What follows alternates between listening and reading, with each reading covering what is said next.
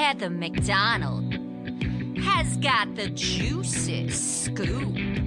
When you're on the road, when you're on the go, Juicy Scoop is the show to know. She talks Hollywood tales, her real life Mr. Segment serial data and serial sister. You'll be addicted and addicted fast to the #1 tabloid real life podcast. Listen in, listen up. Woo woo. Heather McDonald, Juicy Scoop. Hello and welcome to Juicy Scoop. I'm so excited because I have my favorite girls here. Julie Goldman, Brandy Howard of Dumb Gay Podcast from television. They are television personalities, the queens of Bravos, the originators of watching TV and making it funny, of people's couch. Back to talk about what's going on in the world. Welcome back, girls. Always. We've missed you. Always. We were drunk for a week straight after Stagecoach. We kept the Stagecoach party going. Honestly. Honestly, I think the brunch where we were just at a restaurant at the local, which is in La Quinta, and it's fabulous, was maybe my funnest part of the whole experience was sitting and just eating and drinking. That's when we got the drunkest. Yeah, that's when that was the and that was part. the most fun. That was absolutely so fun. You guys know I predict stuff. It's getting a little frightening. Oh.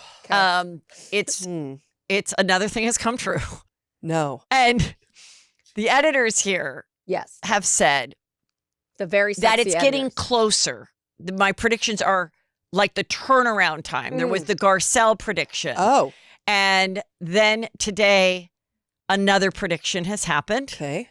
Golden Globes is having a podcast category.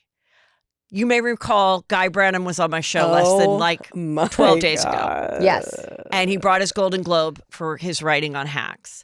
And I did an entire speech of it would have to be a podcast category if that ever happens. And here is my speech. Now, sadly, I will predict that I don't see it happening right now, though it should. I obviously should be nominated. Obviously.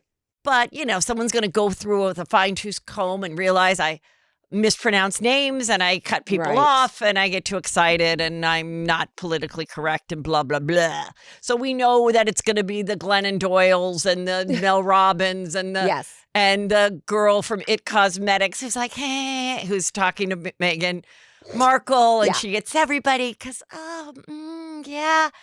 those people are going to get it. And that's fine because I predicted it. That's right. And I make money at it. And that's all that fucking matters. And eventually in 10 years you will.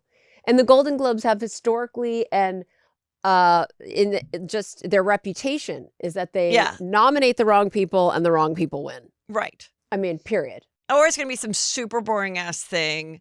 Oh, definitely Michelle Obama. She's going to be why wouldn't she be? Yeah. Why wouldn't she be nominated? She was doing it for 2 seconds.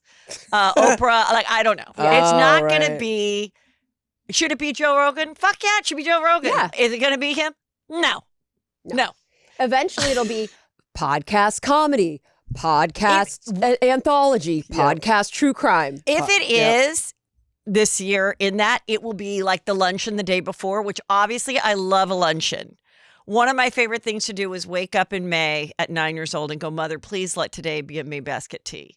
And a May basket tea was a fashion show for the Valley Debs, which my older sisters were in. Oh. And they would do a fashion show, and it was at the top of the Sheraton at the Universal. And there's something about a certain day in May, Saturday, that I'd wake up and I'd be like, smells like a May basket tea day. And part of me wants to have something at the top of the Sheraton. Oh, yeah. Just the view is amazing. Vibes. And May in Southern California, it's just a total, it's like sense memory. Yes, sense. It's a sense. Like, I smell it. I smell it. And you know what I smell? What? I smell when in 10 years, when Juicy Scoop is finally gets top nominated. Of the thing, that will be the year where they do another offshoot of Best Podcast Guests.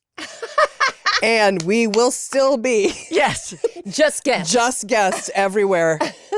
And you know what? If we can nab that, could it be a best? Why not? Right, or it's a best episode. Fine. Which it was like the groundbreaking episode I had that year with Brandy and Julie. Yes, where we tackled it all and it was nonstop. Tackled it all. Laughter. Yes, tackled it all. That's the hope. That's the hope. It's inevitable though that you'll be in there. This episode of Juicy Scoop is brought to you by Booking.com. Listing your vacation rental on Booking.com opens the door to more guests. Booking.com is one of the most downloaded travel apps in the world. That makes it the place to list your vacation rentals if you want to earn more with consistent bookings, reach new markets, and turn hosting into a steady income. Over the past 25 years, they've helped more than 1.8 billion vacation rental guests find places to stay. So why not help them find yours? For the bookings you've dreamed of, list your property at Booking.com. Julie's name, Julie Goldman. There's a very decorated and documentary filmmaker named Julie Goldman. Yes. We have been invited to the Independent Spirit Awards. but only the luncheon. And when I tell you, it was at Because Boa. they meant for the other Julie Goldman. Correct. Yeah. Okay. We rolled went to on. it, though. We went to it. I'm so glad you did. Of course. And we would go to and we get lots of emails from possible producers looking for some a filmmaker to help with their documentary. And I have to let them know I'm just not interested right now. But then they want to come on the podcast. Yeah. And then we just block them. Mm-hmm. But we went in. That's we amazing. we ate a slider. I went to eat right love when a we got slider. in. It fell to the ground at Boa. Oh, I love Boa. I know. It was, But I love STK more. yeah. Oh, Yeah. Go on. Yeah. We just were like, it's not really Julie Goldman. We were eating all the food, drinking all the drinks, laughing it up. We were just like sitting waving, amongst. Yeah, like I love it. Hi. waiting Yeah, to see all if of it. Julie Would won get an award. her category. She didn't. Well, it's interesting that you say that because I have had the opposite like you kind of got like a positive bonus out of it. Mm. My person is Heather Macdonald, MAC. Mm. Oh. And she is a very popular conservative commentator and writer, which is fine. Yeah. Great. Yes. A lot of people really like her. Mhm. That's totally great. But a lot of people don't like her. So I get inadvertent hate. Yeah. I'd get love and I'd get hate on Sure. Twitter. Like from the weird, and I'd be like, oh, and someone would be like, Megyn Kelly talked all about you today. I go, no. Though I'd love it if Megyn Kelly talked about me as much as she talks about Bethany Frankel and Meghan Markle. We obviously care about these people the same, but like, no, I go, I think it's the other one. And actually, when I was on the one and only time I was on Watch What Happens Live in the last 15 years, I was getting on the plane and I noticed something. Someone's like, ooh, they're doing you dirty. I go, what? And they had described me for the week as Heather McDonald, my name spelled correctly, but conservative political commentator. And I'm about to get on the plane to New York. And I'm like, by the time this is a year ago, 2 years ago. So this was a really bad time to have someone say that. Now it'd be like fucking maybe kind of great, or whatever. I'm shaking. The plane is about to go off. I'm like, somebody made a mistake. If you guys don't change that, like I could be murdered in the airport before I get off the plane. Like, what is this? That's so. So it's fun. Also, having Heather, I have Heather Tobias as my married name, which is also my stage name. It's fun. I have an email to that account that I've had forever. Okay, that Peter got for me when we were just dating. Creepy. Wow. Yeah, Peter, like, Super let's calm down, sir. Super You haven't even creep. proposed. My first and only was creep. Like, and then of course I had to marry him because I don't know how to get another Email. Yeah. But so there's been a couple times when we shared an agent, Heather Dubrow and I, that the lazy person would just write Heather D. Yes. And then all of a sudden I would be, I'd be seeing what she was being offered. And then I'd see she turned it down like in a thread. And I was like, hi, could I, if Heather Dubrow's too busy for this, could you actually put me on it? So there's been some funs with the names in Hollywood for all of us. All of us. I mean, all of us. Lists. I've been lesbian drama. We don't want to deal with this lesbian and her drama anymore. It wasn't me. Oh, it wasn't But you. it was someone else lesbian they were talking about. Mm-hmm. And got you email. got the email somehow? Yeah. They just had a category for lesbian Oh, I'm sorry. clients? They were talking about They were her. talking about me. They were didn't mean to send it to me. We've done that a million times. We on did here. that. That's true. I But do want to then- say, because you mentioned Watch What Happens Live, Yeah. you got to shout out Megyn. Oh, yes. Megyn was on. Megan Weaver from Our Good Friend, and now she's helping me do my home. And she has a new podcast that we were guests on, My Addiction. And she got to be the bartender last night. Prolific, talented designer. Yes. Now currently doing your home, doing tons of homes, but he...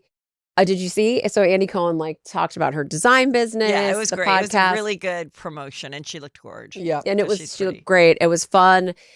Fun watching Zach from the Valley. Zach triggers me a little because he does remind me a lot of somebody I used to know, right? Which I do not want to mention. But so much of that. But he is great for the show. They cannot get rid of him. No, he is great for the show.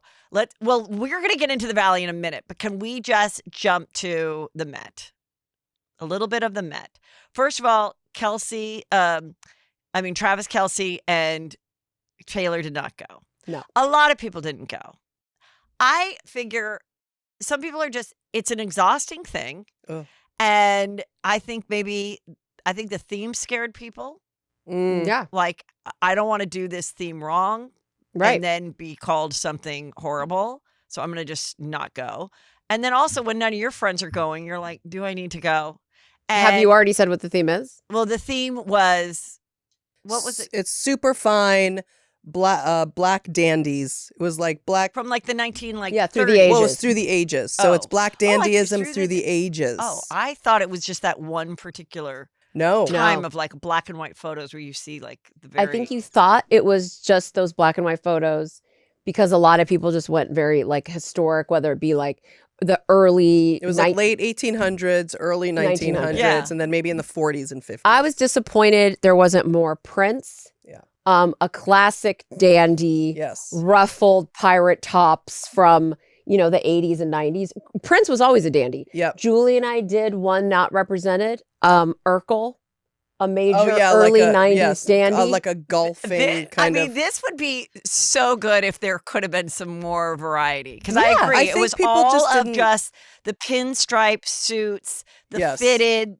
So let's go through some outfits, but go on. Yeah. I just want to say we did watch. It's interesting with the theme. If you do a little bit of a deep dive, there were a lot of explanations because the whole thing is based on this professor's book, and her book was about Black dandyism and dandyism, and so she's like a professor at Barnard. This really entire thing is based on this sort of this thing that she wrote. So. There's tons of videos to explore about what dandyism is, what Black dandyism is, what it means, what this whole thing means. And when they sent out the RSVP for the Met Gala, it said, because to speak to that point, for any white people or any, ethnicity, whatever, that would be scared, it said, make it tailored to you. This is about individualism. Oh, I'm so glad you have all this info. Yeah, and we did a deep dive. I'm glad you did. I appreciate it because I had a lot of questions. It's so expansive, and it's also so Anna Wintour did this as a love letter to Andre Leon Talley. And basically making it even menswear at all was groundbreaking. Black menswear, Black men in fashion, dandyism, and it was also a political statement. And she said it was. She said towards what's going on currently right now. Heather, you wear a lot of tailored looks. You could have worked it. I thought it was really cool because I was like, wow, this is just such. But the other part of it is it was such a young, now happening group of actors and rappers and musicians and singers and now people that are really young. I felt like, God, if someone was to go that was that's always gone, like Sarah Jessica Parker, whatever.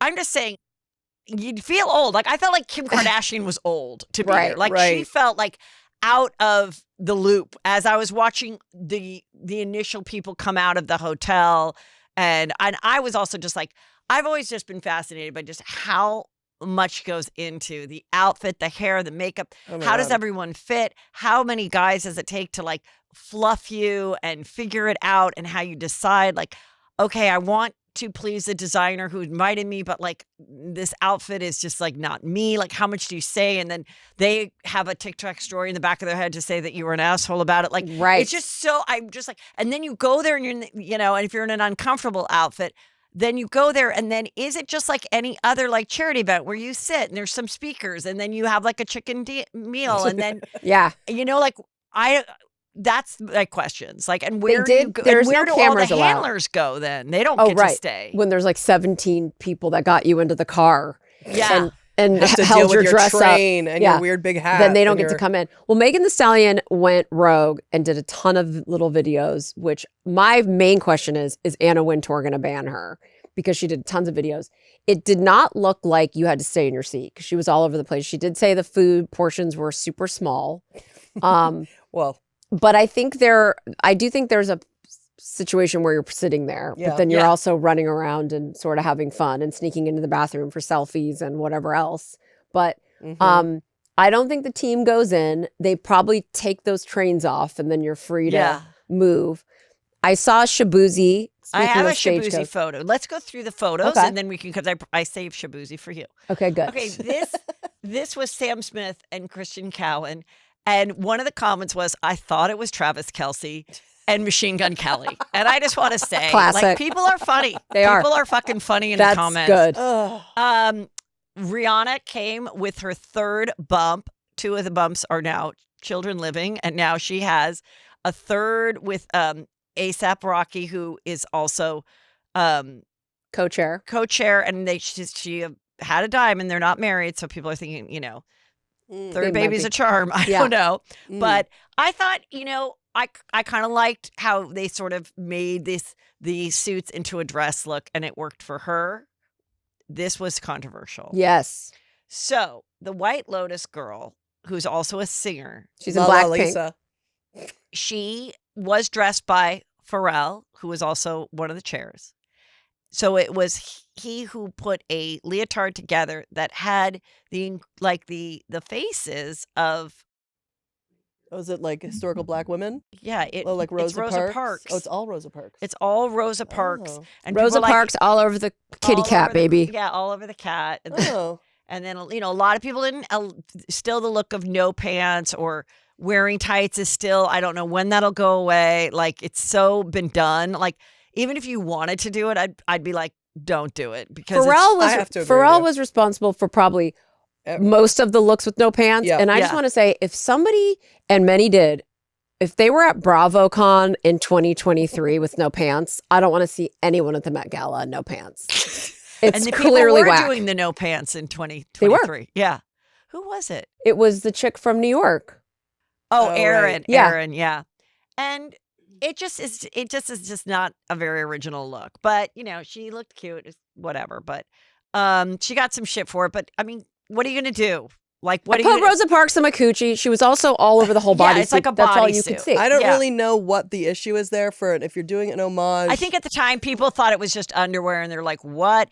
And then when you go through the history of that, this guy did it for her and everything. And people are like, okay, I got it. But when you're watching it at 4:30 at your house, you're like, what the hell is this? Yeah. Well, I do hope that this entire event helps with that reactionary, because I think people right now particularly are always looking for something to I don't appreciate. I'm like, maybe maybe some things don't come in hate. Maybe they're actually coming in love. And let's try to lean into that. And so this celebrity stylist was seen freaking out, trying to go back to the Mark, where I guess they all have rooms and they all leave the Mark, which I'm like, well, now I can see why that one person did try to hide their look, because it's like, it's less exciting than when we've already seen your look, because we're watching the Page 6 feed of the people leaving the Mark Hotel before they get to the red carpet. So this celebrity stylist, because I was like, where do these stylists have rooms, whatever. She was probably on 1 hour sleep in the last week, but she started to scream at these people. She's like, I have a room here. Her name's Jessica Pastor, and they took her, they're like, you're not coming in, and they had security guards and they took her away, and she's still hair in a bun, still in her stylist she type wanted of to get dressed. I don't even know when this was, but she lost her mind. They somehow didn't know that she had a room, and it's just that whole thing that originally when I was watching it, I was just like, who are all the people behind it? Yeah. That then like where do they go? Where do they eat? Like what's their concern of like the veil or whatever not being fluffed? Lizzo showing off her new bod. Yep. And she came in with a lot of handlers. Yes, of course. With the thing at the bottom, and she was giving you way like madam, like she had like a corset type thing with her new bod. Good for her. Kind of a boring black and white outfit though. Okay, loved this. This was Zendaya. She had a tailored white satin outfit on with the hat and the vest and the tie, and just super cute for any occasion, really. Any. She killed it. Her body. Yep. Now the tee, that's Louis Vuitton. Yeah. So then the tee was that, and La Roche dressed her. Yeah. Was that the other girls I showed have up. the other. Yeah. Okay, well, first then we had this. Lupita did a similar look, but with like a cape. A cape And veil, it which was blue. I've seen gay men do that on their wedding. Oh, that's cute. Oh. It is kind of cute. Yeah. And hers, that was like a powder blue. Yeah, so I thought that one was really good. This is the other girl. Yeah. What's her name? Anna something. Anna from Shogun. She wore basically the same outfit, but like a little less detailed. And it was Dior. Oh. So, and she was, and then Zendaya was Louis Vuitton. That was unfortunate for everyone. I mean, that is really... like embarrassing. I mean, down to like the same style of hat. Like one could have had that wider brim, and the other one could have had the like Luann fedora that Kim wore. The fedora. But it's so similar. It's based on a look of Diana Ross from Mahogany. Oh, that's great. So that's why. But still, like, it's just a lesson for all of us. Like, you can't just be cosplaying an exact look from a movie. You've got to make it your own. Yeah. I feel for La Roche and Zendaya, but they have been triumphing at every Met Gala. It happens. It's Thrive 25. And she still looks amazing. No, nobody can face Zendaya. But always be bosom buddies, friends, sisters, and pals. Is that from? Okay, I know I sang that song. I think it was from Music Man or no, Gary, Indiana, or I don't know what that song is originally from. But maybe it's one of those things with like the monocle. Did the Monopoly Man have a monocle? Maybe I remember it differently. But I swear, I know there was an I Love Lucy episode. Yeah, I was about to say, I thought it was Carol Burnett and Lucy Arnaz or Lucy. No, Lucy together, those two. Or Julie. Oh, I think Lucy and Ethel both had the same dress on. And I remember being a little girl going, why aren't they happy? They're best friends. They should be so excited to wear the same dress. And I'm like watching this, like, eating soup, like watching TV, like parent. I'm or like cereal. 4, like by myself. And then, and they were like picking off each other's flowers to make it look different. I think their song was, it's friendship. Oh. All we need is friendship. But like, I don't know. There's just something about showing up and having the same. It happens to housewives all the time. All the time. And housewives wearing the same outfits either on Watch What Happens Live or from one franchise, another one's doing it in their confessionals. Right. And it's like all the same. And then who just did it on the reunion? Kyle. Well, Kyle just did it in the actual show. They both wore Dorit. But Brittany showed up for us Salt Lake City and graciously changed. Right. That's right. Brittany in the exact same outfit as probably like Bronwyn or someone who doesn't like her. No, it was the Greek girl. The Greek girl had the same hot pink. Yeah, Angie had the same hot pink. So then that's how nice Brittany is. She changed. Then, Demi Moore. Granted, I just want to say everything looks amazing on her because she also is, I'm sorry to say it, extremely thin. Extremely thin. Extremely thin looks good in gowns. Your waist matters in a long gown. You cannot hide it. If you don't have a tiny waist, it's a bummer. And she is very, very, very thin. You know the whole thing besides, I love her. Are they gay or are they from France? The other thing is also, is that fashion or are you just thin? That's like the thing. It's like, is that good fashion or is she just very thin? And so the thing is, it's like everything looks good on her. And she had this weird halo, but I guess I found out it was supposed to be she's actually embodying the tie, the actual tie, the loop of the tie. She looked fabulous. She really did. And she's killing it. So just stay thin. Who cares? Yeah. I think it's working funny out for you. Yeah. This was not. This was the worst look of the night, hands Period. down. Period. This is Lisa Rinna's daughter, Amelia Gray. And It starts with the eyebrows and ends from there. I'm so sick of those started eyebrows. with the attitude. Ever be down for bleach blonde Why are eyebrows. they doing this? I wasn't for it when it first happened in the whatever 30s. I despise didn't it. like it when Madonna did it in the 90s. I hate it. I don't like it when Lady Gaga does it. I don't. Everyone needs an eyebrow. And the fact that they're all doing it, and It's the worst. Julia Fox is doing it. I hate it. It's so unattractive. And then she rolled in with this arrogant. Ugh, it was her attitude from the beginning. Then she said she's paying homage to like Harlem or Brooklyn. Like, it's like, how? what? In But what way? again, it was very clowny with the red and white, and then the tights, and then there was also this like, I thought this was her body, but then she had like another like diaper underneath, and it looks like a diaper. brown. shorts. It doesn't make. Why wouldn't you just keep it all red and just go underneath, Or and put just your show legs good out. Body? You're 20. Yeah, just show your Do like, thigh highs. Yeah, it was just bad. Monica Barbaro. Oh, that's the girl from the Bob Dylan movie. Well, she just wore like a big full skirt and a fitted, like again, gorgeous. Like you could wear that in real life. Yeah. It's costumey, but it's also Fits the on theme. point. And Fits she's the theme. beautiful. Zoe Saldana. Saldana, a little funky, but I liked it. You did?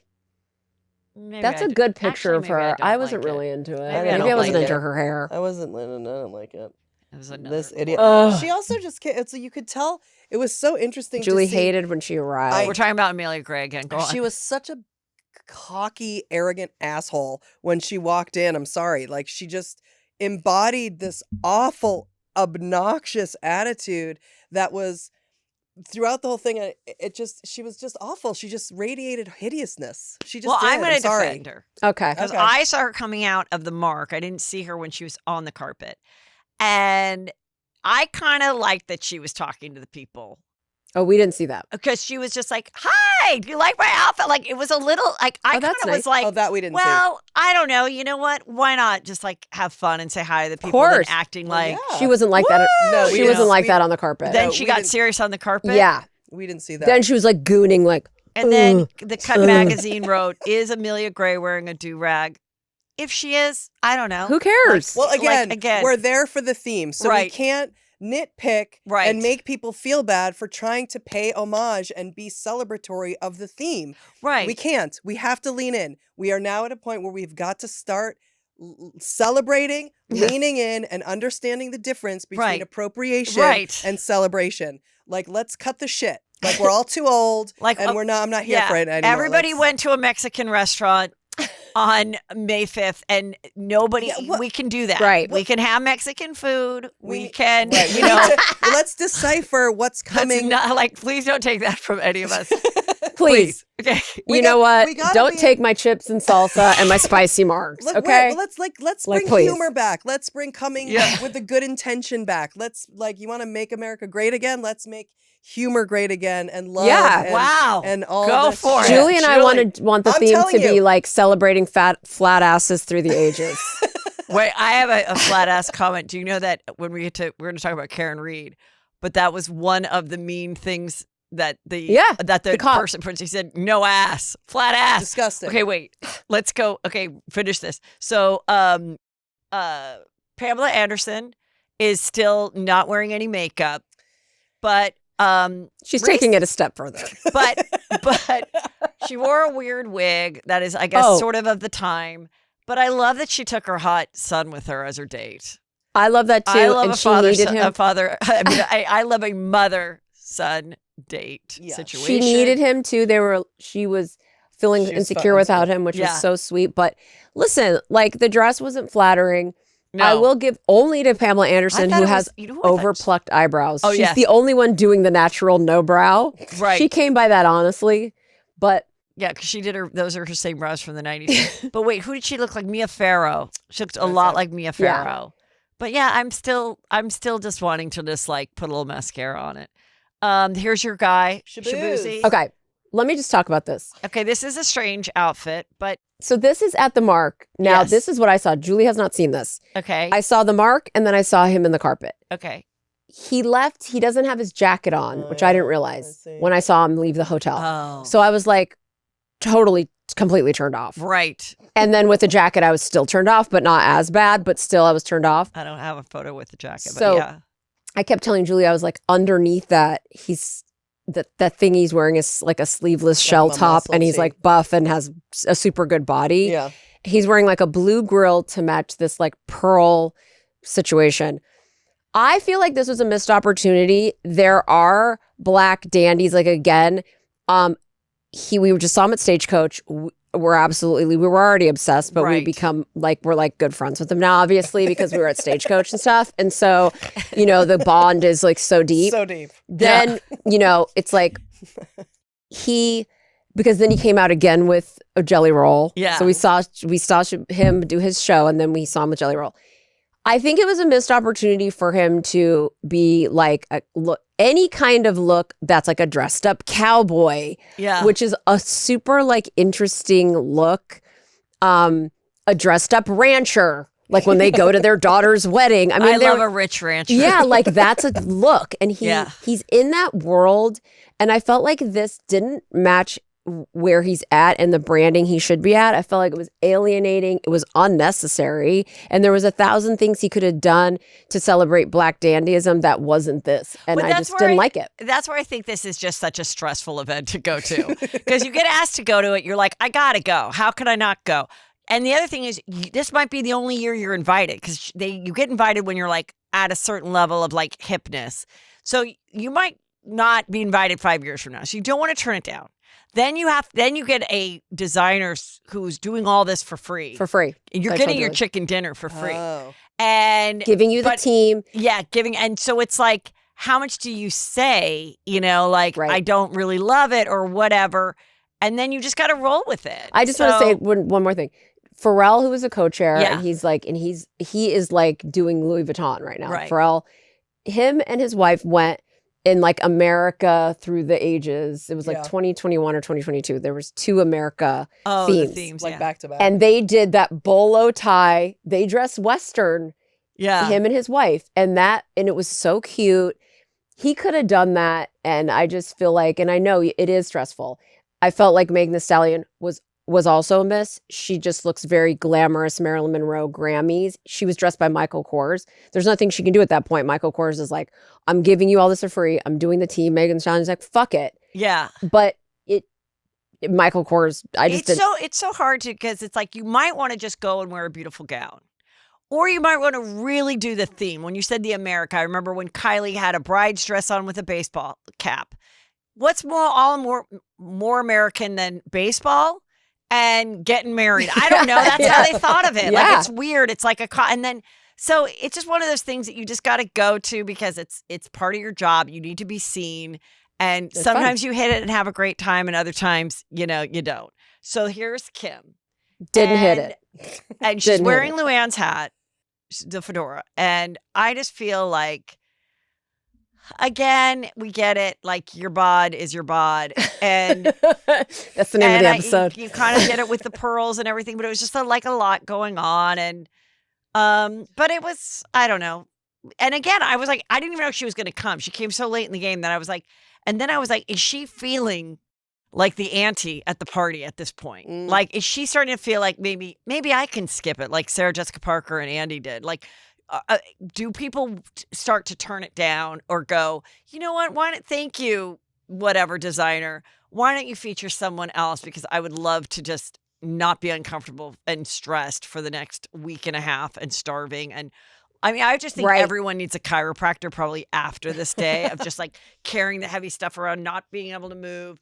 It's funny though, they finally had an opportunity to do menswear. She could have done something so comfortable. Yeah. You could have, because it's menswear. Feature was menswear. Right. And she's wearing this like leather tight, like, even if corset, it's just low back, low far down, but cleavage. Yeah. You just can't stand to not have 1 second where your whole body is out. It's like, you could have had a tailored suit. You could have been comfortable. You didn't have to do that. Yeah. It was a menswear event. But then so many. Well, I was surprised nobody did that classic, like, whether you wear the Sharon Stone tailored shirt with the big skirt, or you do the suit with the no shirt, and it's just like your sexual cleavage coming out. Yeah. Sexual cleavage. Like, that was a look. Nobody did that. There's a lot of missed Yeah. opportunities. But that hat, she couldn't see. And then Kylie, kind of the same thing. She was like, I want to show off my bod. And they're like, okay, we'll give you a corset and we'll just cut like a tweed suit around it. So that was like a weird outfit. That was very confusing, I thought. But, you know, good body still. And then Gigi Hadid is just like, I'm just going to wear like a Dorothy Dandridge kind of like gorgeous classic gold dress. And I don't care. And I'll do like an old fashioned hairdo and leave me the fuck alone. And she made all the top 10s. Yeah. Yeah. And because Gigi. it was just like, oh, Look at her smiling. yeah. And this was just a very weird look. And this was Alicia Keys and her husband. And it was like different stripes. And a lot of people had those jackets that looked like the fluffy comforter thing, which I didn't There's a lot of get. that. How is that?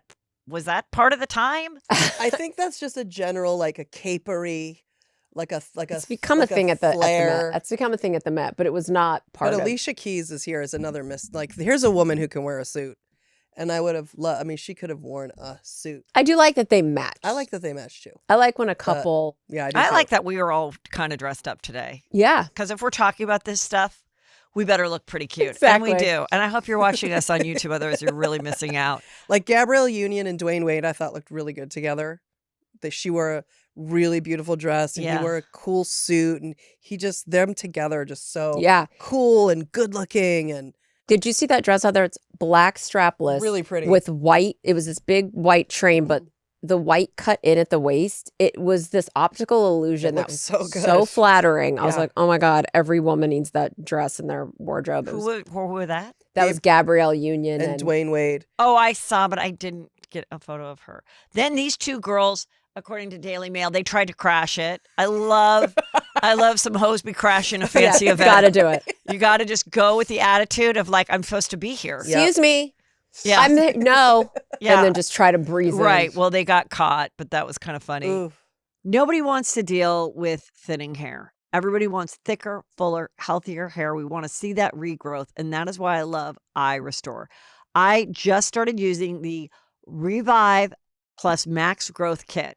Okay, you guys, this is amazing. It's like a full-on hair care squad that works from root to tip. It includes the advanced hair growth formula, thickening shampoo, thickening conditioner, and growth activator serum. Everything you need for healthier, fuller hair. And when you combine all of these with your Eye Restore Elite, you are setting yourself up for serious hair growth results. And the Eye Restore Elite is so great. You just can put it on your head, watch your favorite show. It's 300 lasers, really activating that growth, and you will see a huge difference. Give yourself the gift of hair confidence this year. For a limited time only, our listeners are getting a huge discount on the Eye Restore Elite when you use code JuicyScoop.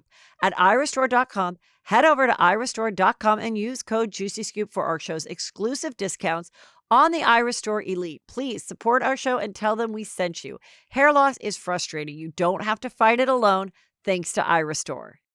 Guys, there is nothing I love more than getting into my bed. These best-selling sheets feel buttery, breathable, and get softer with every wash. I am telling you, it is like nothing I've ever experienced. I would normally sleep in pajamas. I'm not now. I'm not. I'm wearing just like underwear and a tank top because I love the feeling of these soft sheets on my arms and legs. It really lulls me to sleep. I feel like it's nothing I've ever experienced before. Feel the difference an extraordinary night's sleep can make with Bowl and Branch. Get 15% off plus free shipping on your first set of sheets at bowlandbranch.com/juicyscoop. That's Bowl and Branch, BOLLANDBRANCH.com/juicyscoop to save 15%. Exclusions apply. See site for details. You may have heard of Nutrafol's hair growth supplements and wondered, do they really work? Well, that's a fair question. Many hair supplements overpromise and underdeliver, but Nutrafol is different. And as the #1 dermatologist recommended hair growth supplement brand, it's trusted by over 1.5 million people and is clinically tested to deliver real results in just 3 to 6 months. I did it myself. I noticed a huge difference. I'm still using it daily. I take 4 of the women's pills with a meal once a day. And it works so great. And just you'll notice such a difference in just 3 to 6 months. Adding Nutrafol to your routine is easy and no prescription is needed. Order online with free shipping and automated deliveries. Subscribe to save up to 20% and enjoy perks like one-on-one naturopathic consults and a free Headspace membership to support your hair growth journey. So whether you're navigating postpartum, menopause, a plant-based lifestyle, or simply looking to see less hair shedding, Nutrafol has you covered. This summer, stop worrying about your hair and start making memories. For a limited time, Nutrafol is offering our listeners $10 off when you go to Nutrafol.com and enter the promo code JuicyScoop. Find out why Nutrafol is the best-selling hair growth supplement brand at Nutrafol.com. That's Nutrafol.com, promo code JuicyScoop. Since we're talking about fashion, billionaire Barry Diller is 83, and he's been married for 24 years to Diane von Furstenberg. And he's just come out as gay. And only person who didn't know that on earth was my mother. Kind of like when she didn't realize Barry Manilow was gay. Well, did you know Barry Diller was or gay? Or I did, yeah. Diane all von of our Furstenberg's grandmothers husband? that didn't realize that Liberace was gay. Right. Yeah, Yeah. no, of course, everybody knows Barry Diller's. I guess Julie and my mom. Well, I just actually didn't even know who he was, but I didn't. I mean, 83 comes out after 24-year marriage. I'm so they've happy been for best him. friends. So they've been best the friends for story 24 of years. them Well, good for fucking is, I think she had kids from a first marriage. He might have had some. They were friends. They knew each other, but then they dated. They didn't date. He was like, yeah, I always had among our friends, people knew I liked men. But then when I really fell in love with Diane von Furstenberg. So I like men, but she's the only woman for me. That's like, and so then they've been together for 24 years, and this is part of his memoir. But he's also a billionaire. Now she's very rich too. Yeah, she's. But maybe their lifestyle. Now this is what people are talking about when they say a lavender marriage. Yeah. But they didn't have to have there was a time when lavender marriages happened because that was the only way.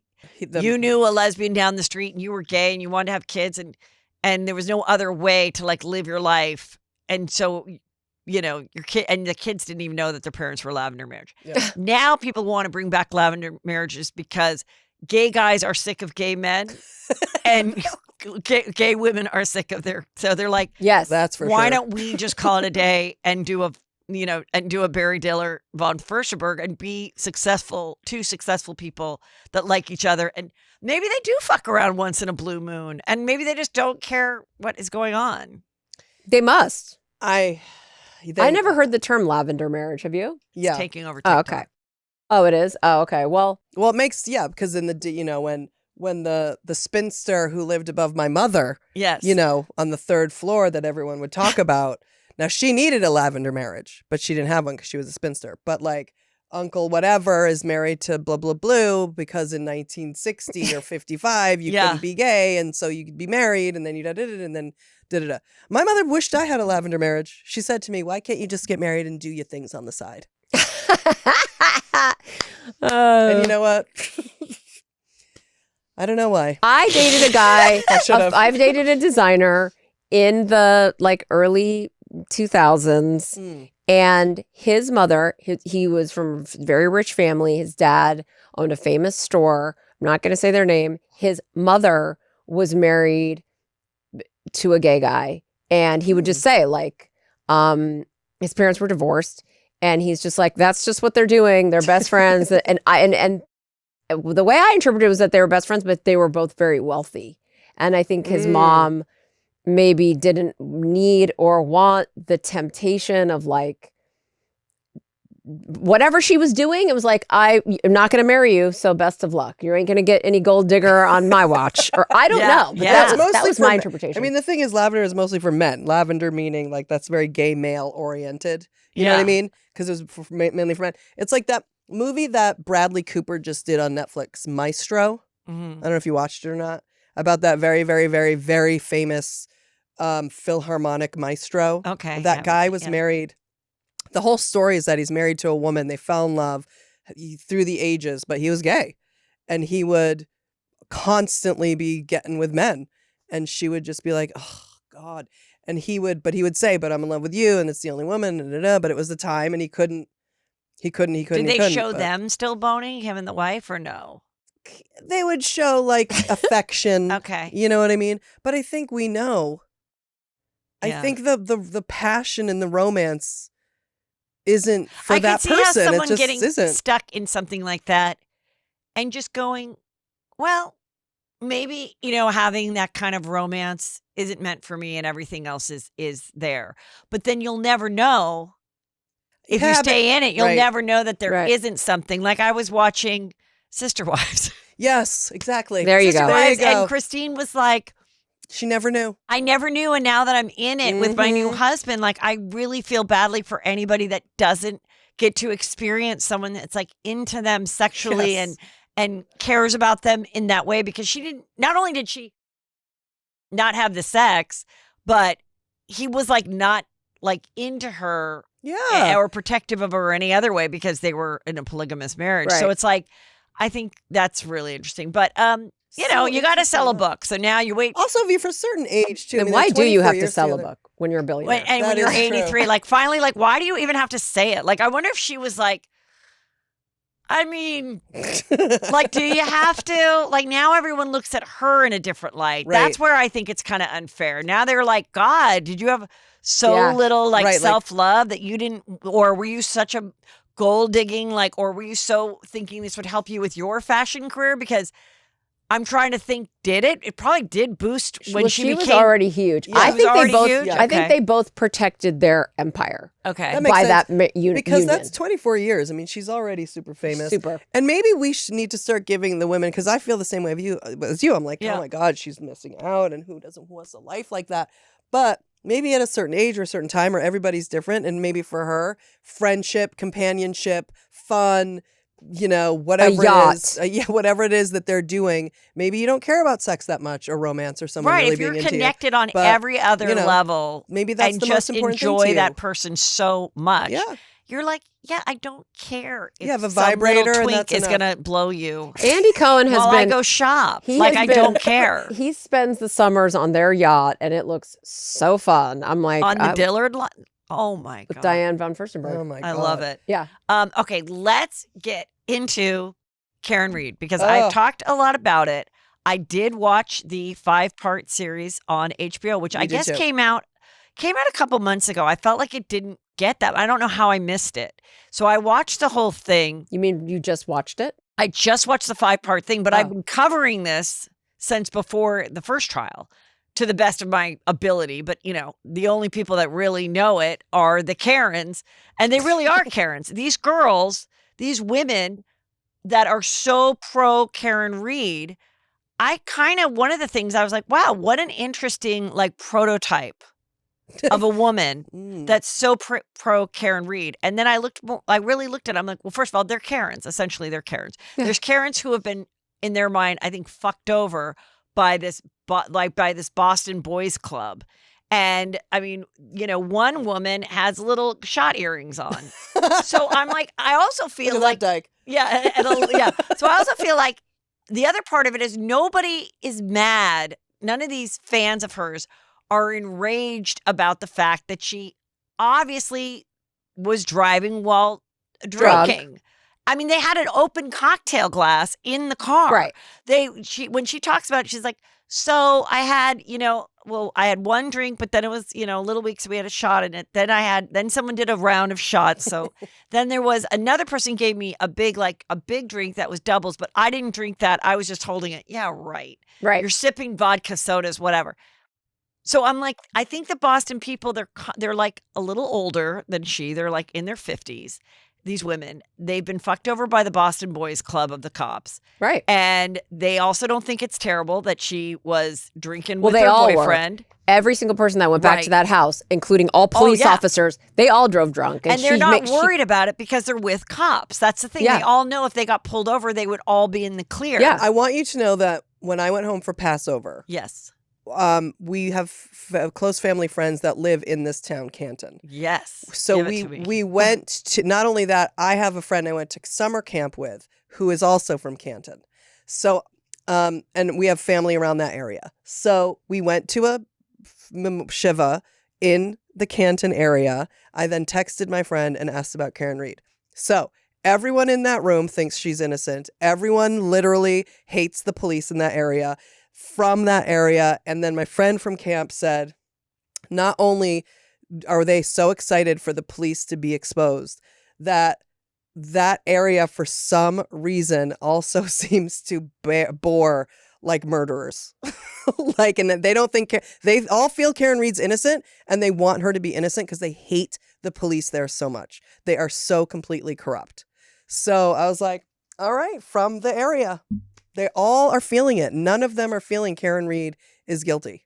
I want the juicy scoopers, the hardcore investigators to know, and they'll know, who watch every episode. You're the one who told us about it. And we were in the other studio, and Julie and I knew nothing about it. It was like during when she had been first arrested. Yeah. And the way you described it, and you were being very like, you weren't taking a side, you were just giving the facts. And I was like, oh, well, the cops obviously did it, and now they're pinning it on her.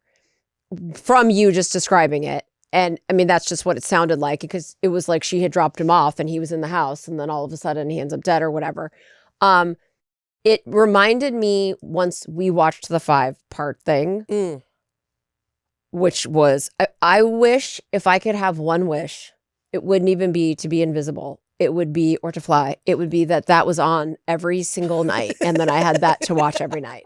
It was so riveting. It was so riveting. Oh, and by the way, she's also, that was the other thing I just remembered.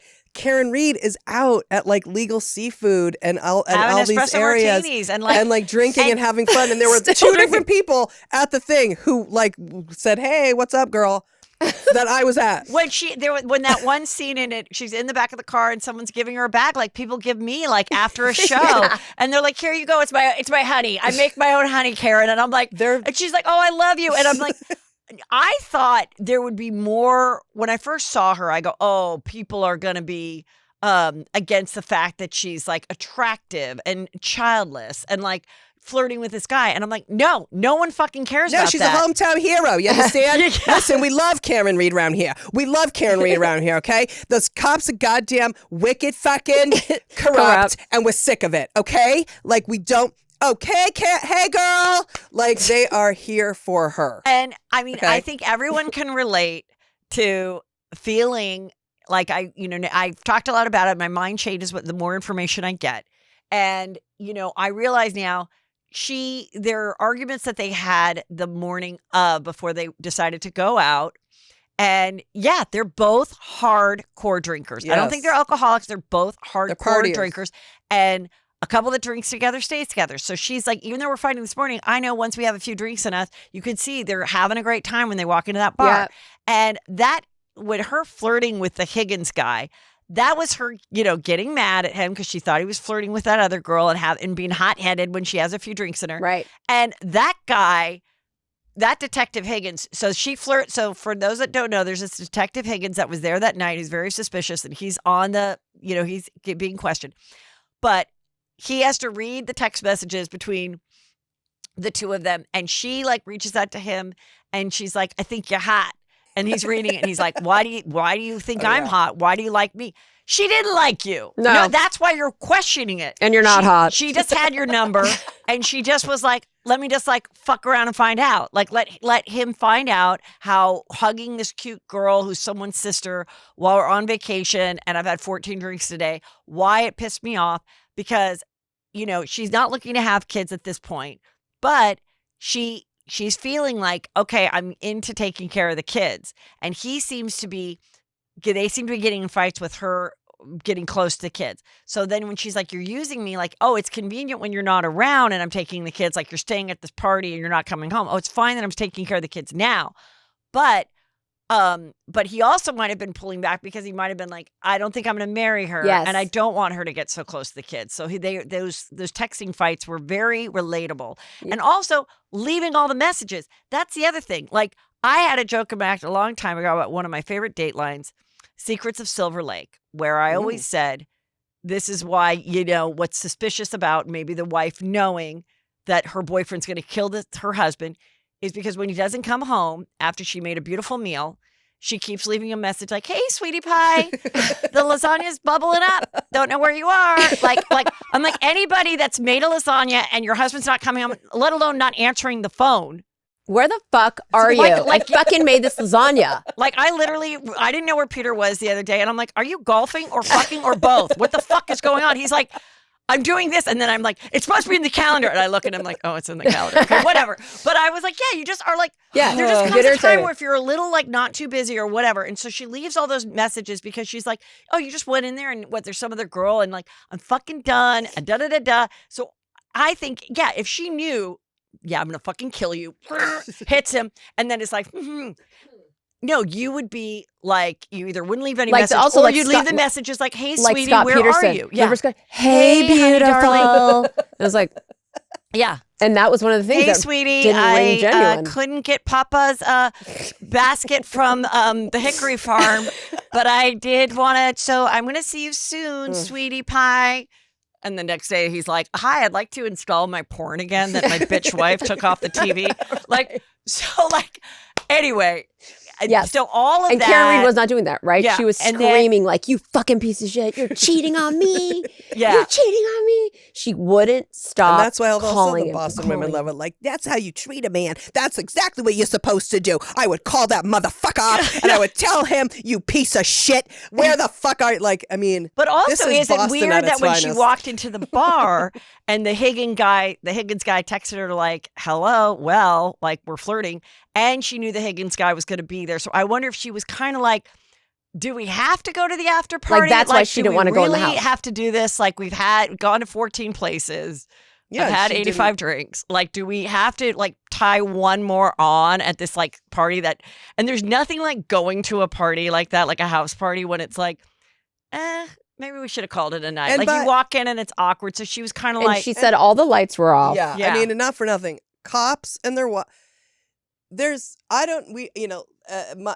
don't know what was going on in the house, but you're not getting together after a night of drinking and having fun at 3 a.m. to just have more drinks. No. Well, it wasn't 3 a.m., so it was 12:40. It's still very late, yeah. You finished the bars and now we're going back to a home? Why? We know what an after party at a house consists That's drug time. Yeah. So you think they were, so then. Yeah, and 100%. Then Jennifer McCabe, worst friend in the world. Worst friend in the world, but maybe best sister-in-law. Maybe she's the best sister-in-law and the best sister because it's her sister, this girl, Jen McCabe, who was on the stand, who was supposedly a good friend of John, who's died, and Karen. She, of course, I believe they all know what happened to him. We will never 100%. Know if he went down the basement and some fight happened and the dog also attacked him at the same time. And then he was like, fuck you weirdos. And then he slipped on the ice and fell and died and they thought he left. We don't know if they moved him out there and threw him in that weird spot. I don't think anyone in the house was like, oh my God, he's dead. Karen dropped him off. Let's make it that Karen hit him with her car. I don't think that's possible. I think something happened. I don't think she hit him and killed him. I think something happened where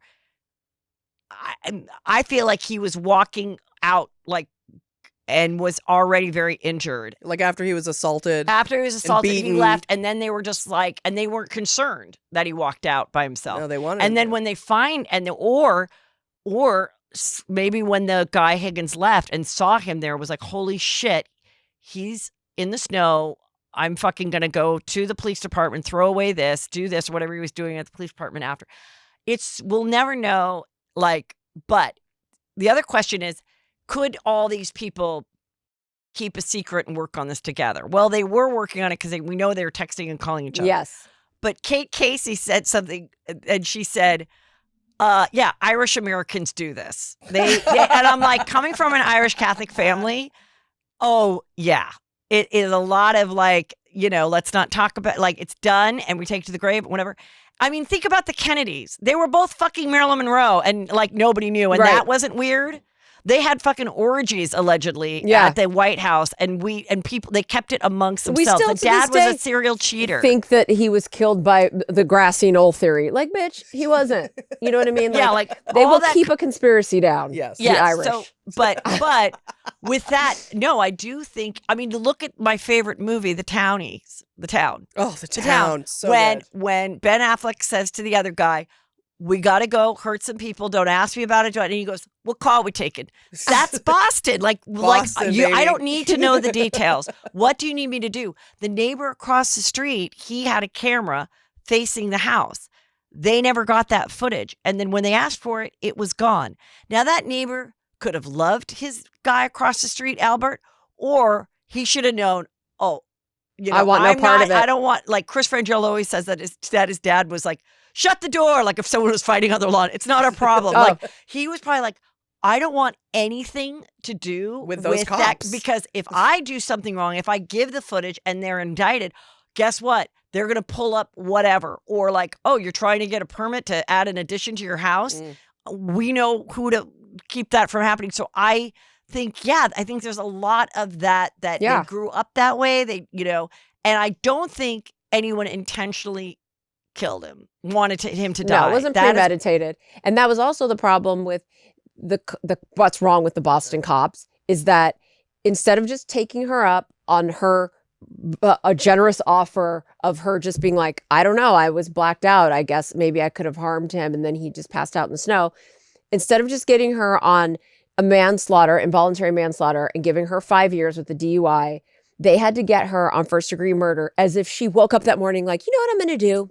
Yeah. I'm going to go down and I'm going to murder John. Because I want to be with ugly Higgins. Because with I his need thick Higgins. Neck. And who was the guy, let's not forget, the guy who drove onto a military base and threw his phone into a dumpster in the acid. And he's like, it's like, it's so shady. He took the SIM card out, put it in one place, the other, because that's what you do when you get a new phone. That's what you do. You know what I did? I drove my old phone to my son. Yes, I drove over state lines.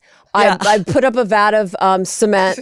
I threw my SIM card in it, and then I took it out into a yacht and threw it into the ocean. That's what Apple said to do. I mean, that's what Apple said to do. But I want to say just this. Julie and I lived in Portland for a month in October.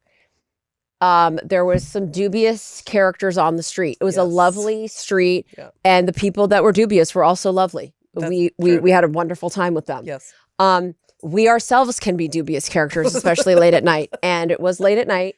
Although we didn't drink that month. No.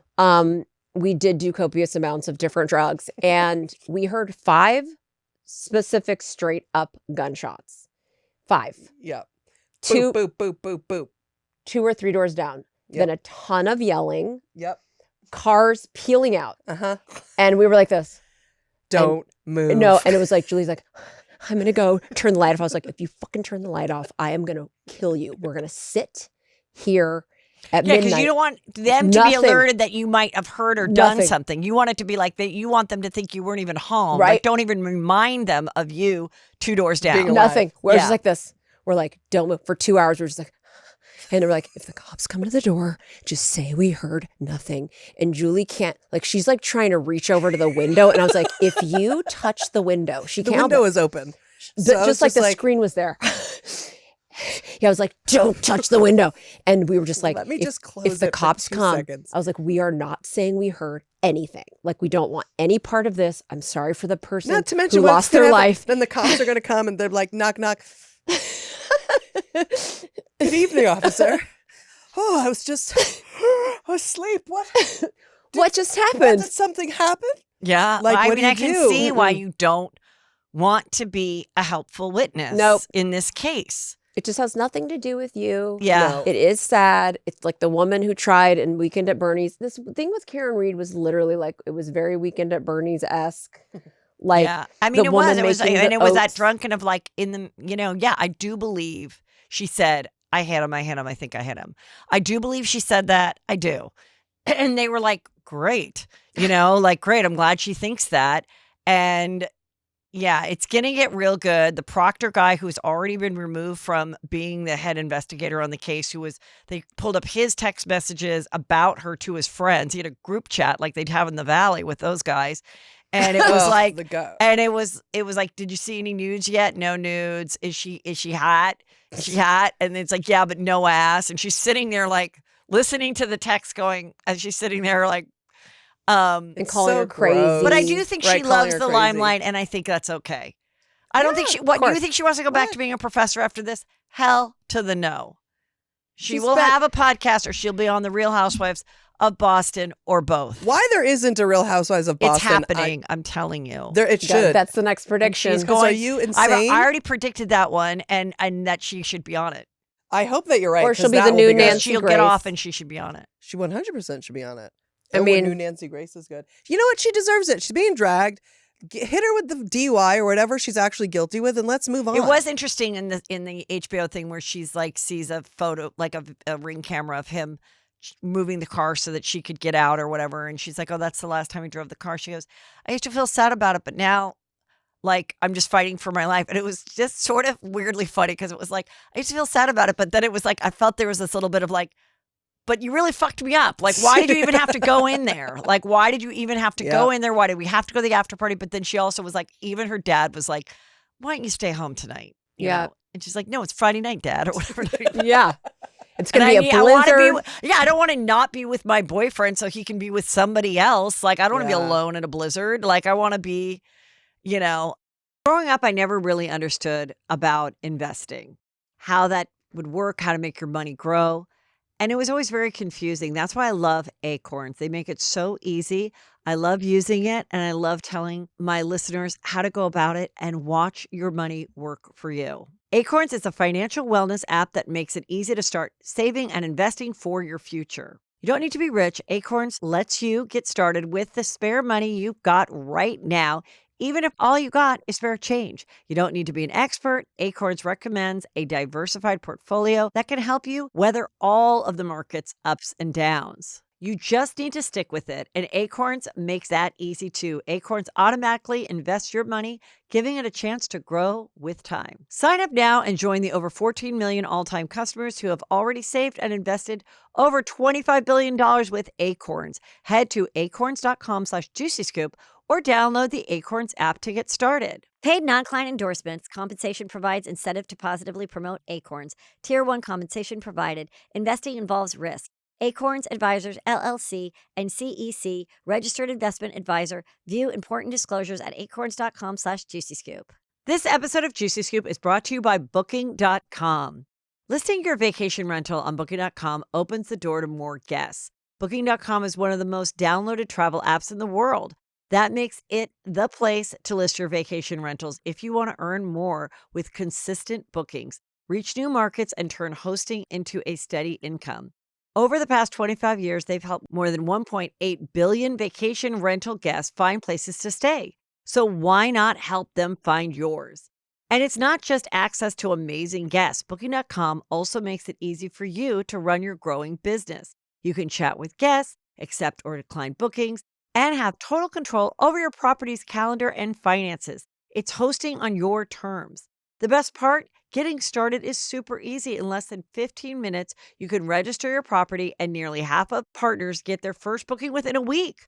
Plus, if you're already listed on another site, Booking.com makes it easy to import your property info and get going right away. Whether you're looking to earn that extra income, fill those vacant weekends, or grow your business, head over to Booking.com to see how you can get started today. The reach is global, the bookings are consistent, and the control is yours.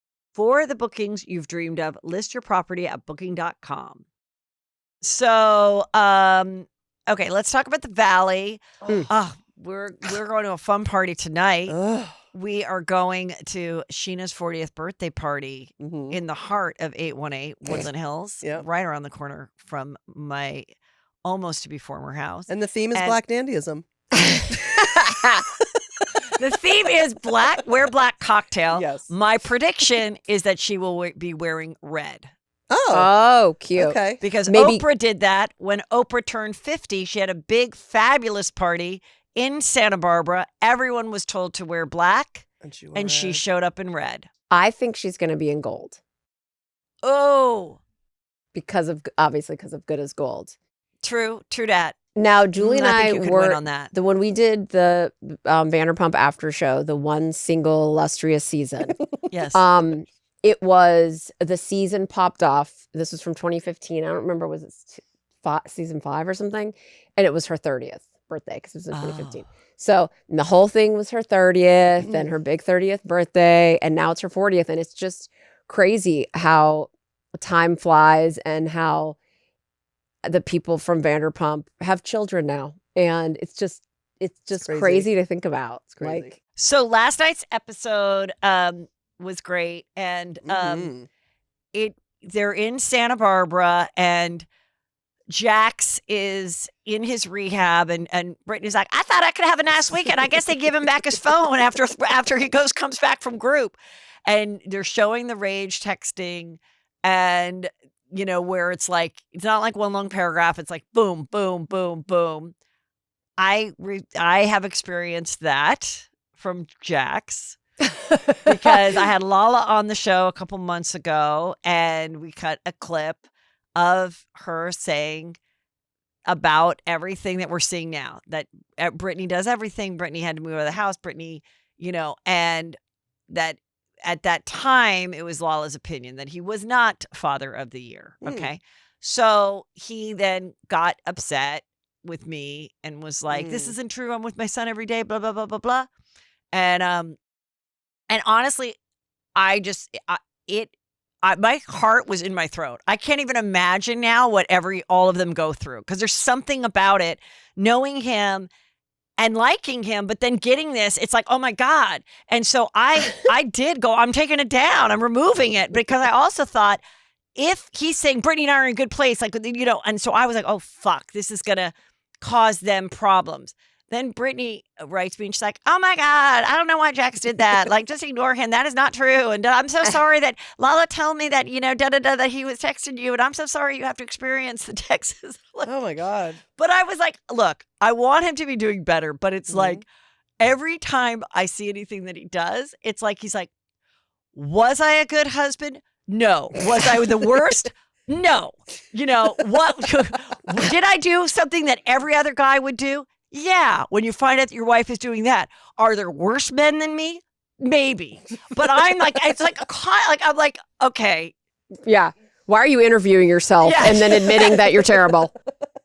I do think that he's in a voluntary rehab where I guess they don't take your phone away, which is, that's one of the key things in recovery. I would think at first is like in detox is like, you got to give that phone up, because the phone is a really big part of like the toxic train. And he's seeing everybody having fun in Santa Barbara on the show that he created, and he says that to her. He's like, you've ruined my life. You took my job away. Because of course, that's why people get so mad when they're not invited to something. Why Zach has such a chip. I said that too. He didn't get invited to the Baby Moon and Big And I Bear, feel for him. because it's like, now I've missed 3 days of filming. And that's a paycheck too. Yeah. If they get paid for those days, and they're really disappointed. It's every second of camera time they don't get. And I think it's important, as we're all in 2025, to at least see that part of like, and for Jax, he did spend a good deal of time like getting the show onto the air.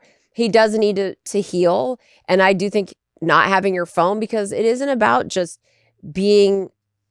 impulsively being able to yell at someone, or even if he wasn't yelling, because I think a lot of it is him saying, please tell me it's not true. He finds out in rehab that she's with the friend, or he saw the iPad where she gets with the friend and she's dating. No, that happened before he went to rehab. That's why But then just being that's why he acted so crazy, and why then she got the producers and everything involved, where it's like, you have to go. So I think he's blaming her for having him be in this place where he can't be filming the show and be in Santa Barbara, because she's the one that shared that when he found out that she had sent nudes and maybe a picture, like a cute picture of her with Cruz. Yeah. That to his one-time friend, that's when he flipped the table. Yeah. Now he would say, I flipped the table. I didn't mean for it to hit her knee.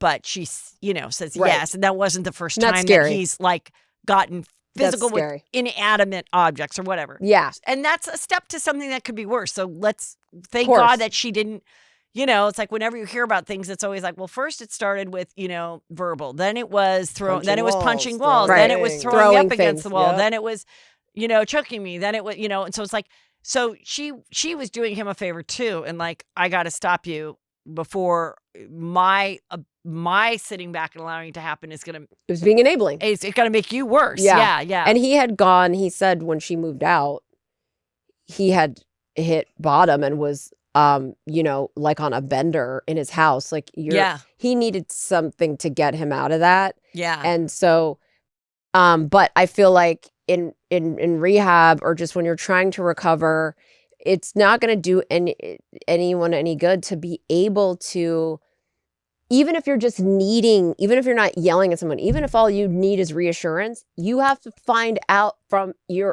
have to reassure yourself.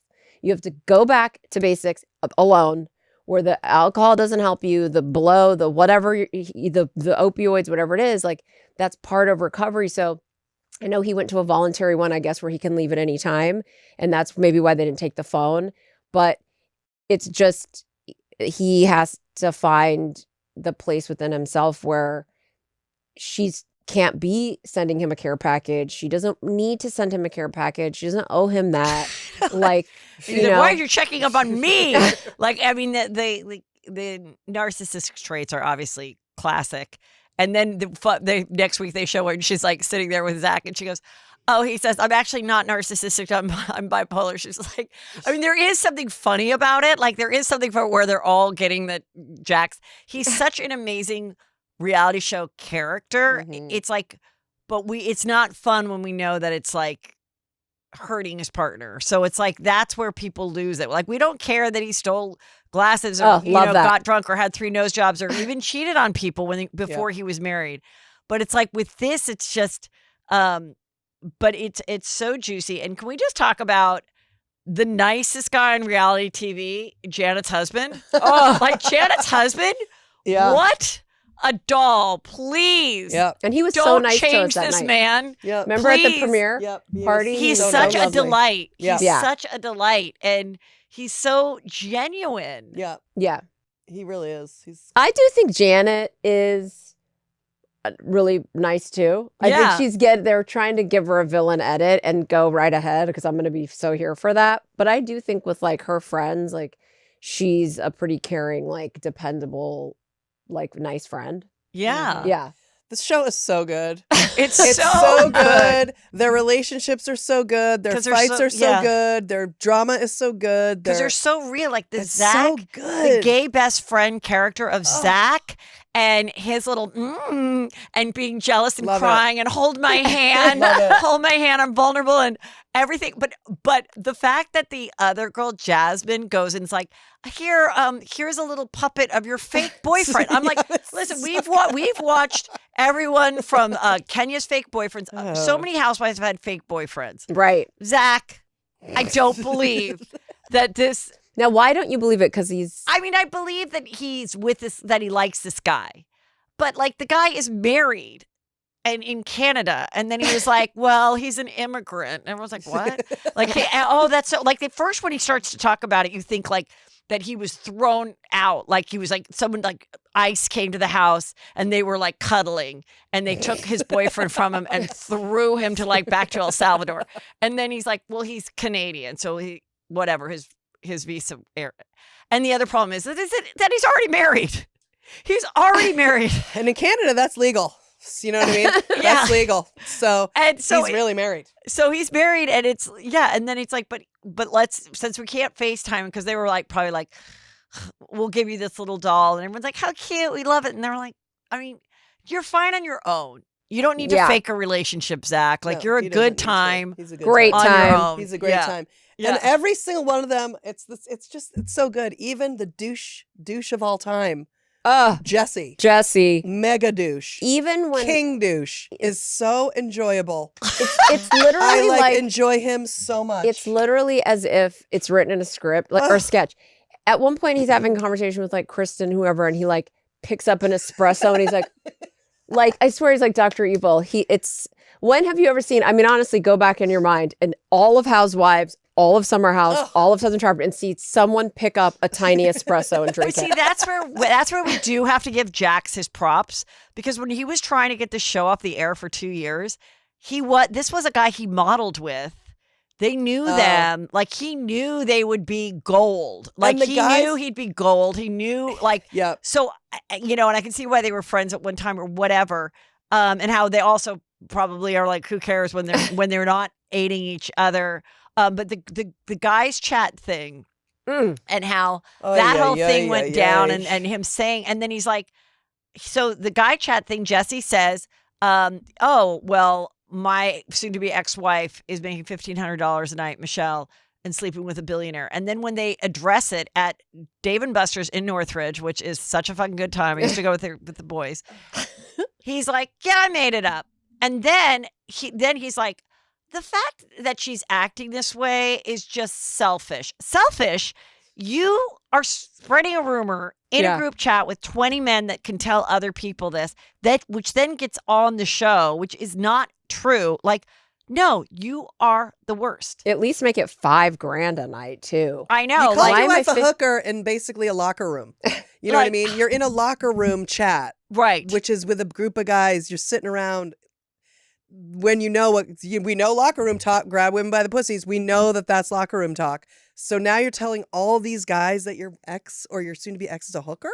I never knew he said he made it up. Well, I missed that. I mean, Peter has a group chat. Is it like that? I don't know, but he was reading it to me this morning, and it was so fucking boring. Was it all about golf? No, it was. They were supposed to meet. He brought home a half a burrito for me, which was very nice. And I go, why did you go out to like a real like breakfast joint and get like a half a burrito or whatever? He's like, well, one of the guys might want to buy this car of ours, whatever. And so they were making plans to meet at this breakfast place. And then some person called it Sunrise, but he really meant Sunrose. And so that person went there and Peter went somewhere else. And the other person is doing the intermediate whatever where you can't eat till 11. So, and he said, Fasting. the coffee, he goes, I don't want to go to the Joy place. Look, that coffee's $7. And he goes, and then Peter goes, no, it's not. It's $5. And I'm like, this is why we love Peter. I go, this is why we love Peter. I go, your group chat in the Canal Valley is not as good as the East Valley. Next time, Peter, go on and say I'm a hooker because I can't with how boring your friends are. Does Peter, but just have a secret chat where let's just it was titties, ham, hooker, butt stuff. So it's so good. It's so I love good. Every they second shot of the it. reunion because the two girls are ready to give birth. So they had to do it. Kristen, and. How exciting. Yeah. I love Nia. I love the child actor voiceover husband who gets drunk and says, get daddy a drink. To the lesbians. The layers, the levels, and the layers. Please, Jesus, Lord, sweet Jesus, let him get drunk around me and say, get daddy a drink. And Julie would pop off I'd and get him a drink. Yeah. Because when it's, I live. Well, it's, I live. So I live. I say, here, daddy. Got you. Other daddy it's got funny you a drink. Because Lala mentioned this, that Alex Baskin, who does the Vanderpump show and now this one, he said he'd get like a pit of summer anxiety when he would like hear that something went down, but the cameras weren't there. And it's like, well, because they are real friends, because they have real relationships. Yeah. I mean, I remember being at Lala's house for like Ocean's 3rd birthday or something. And she was like, oh, I just got into it with Brittany and Jack. So this was like a year ago. I'm like, what happened? And it was like sharing of a nanny. And they felt that like Lala had was kind of stealing the nanny. And then I'm analyzing and I'm like, well, you're pregnant. I go, so, you might be able to provide full time for that nanny and then they'll lose her completely. So maybe that's why they're angry. And then she was like, no, I mean, it's just a nanny.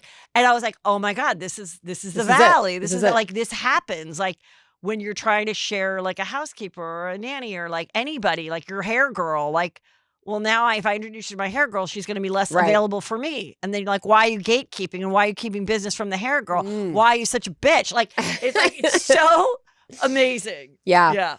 Well, Alex Baskin has done, and then the showrunners have done like a great job of like in the past and when we've worked on narrative reality shows like this, they will, if you don't have it on camera, we're not going to talk about it. And I think that's totally dumb. And they do a great job of just being like this, and they do it on Potomac too. They'll use like diagrams and cartoons, but it's like, just let someone tell the story. Things happen all the time where then you have to just gossip about it, and the cameras don't need to be there. Yeah. You know, and that we don't need to see him say, get daddy a drink. He admitted it. She admitted it.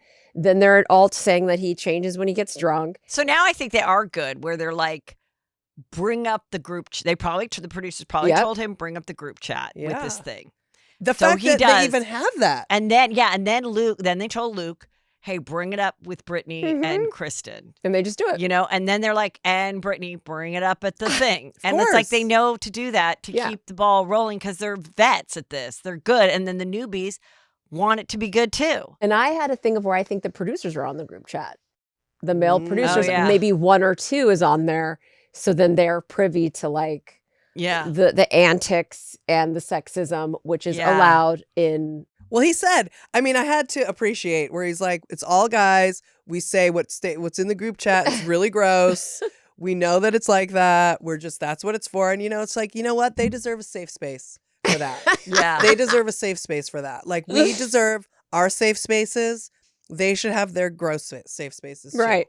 Their and gross we don't space. need to. And the problem is that you need to keep that shit buttoned up. Yeah. That's the problem. That's why I love We don't want to know when about Brittany's like, oh my God, that group chat is so disgusting. Like she is just, and she's like, oh, she's just so fun. I love that she's become such a huge star and this is her career and it's her life. And of course she's not going to move to Kentucky and leave it. This is her way of providing for her son. And if she goes to herself Kentucky, for the rest we're of just her going to life. follow like her there. She's a good personality and she's a good spokesperson for things in that mommy, young 30-something, like she's got a big future. He's the lot of my life.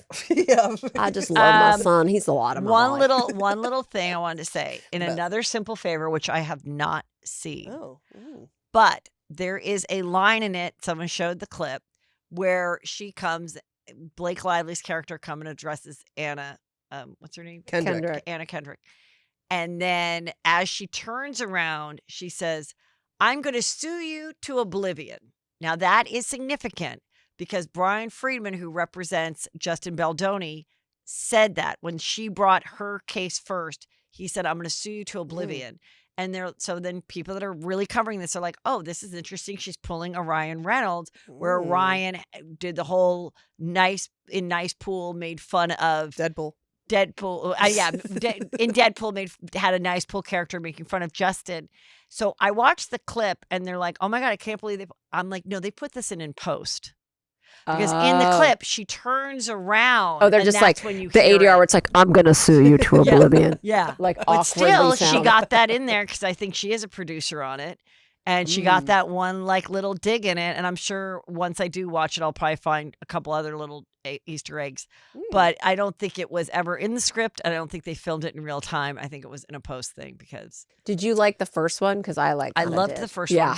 And I'm whenever someone wants to do a review on this, I skip those videos because I don't want the spoiler. I actually want to watch it.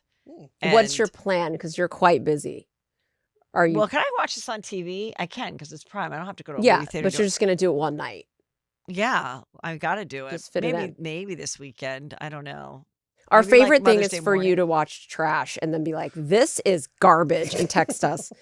But I've heard this is not good. I've heard so I will, but I 100% will watch it. And visually it'll be fun. Yeah.